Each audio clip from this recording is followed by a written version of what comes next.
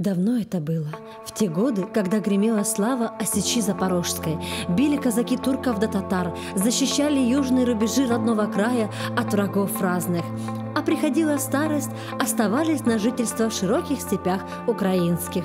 Вот так на склоне лет и храбрый казак-сечевик по имени Рок облюбовал место для своего жилья, красивое, тихое, как раз там, где в Ингулец спадает Саксагань, и стал мало-помалу хозяйствовать.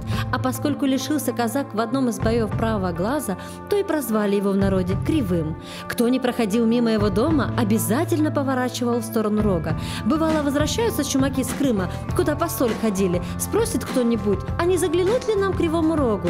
Уважали чумаки казака Рога за гостеприимство и хлебосольство, а еще за рассказы многочисленные о славных походах казацких, о боях, о славной жизни Сечи Запорожской. Бывало, до поздней ночи сидят чумаки и все слушают. Шли годы. Вокруг дома казака Рога начали вырастать новые селения. Уже и старого казака не стало, а название осталось — Кривой Рог.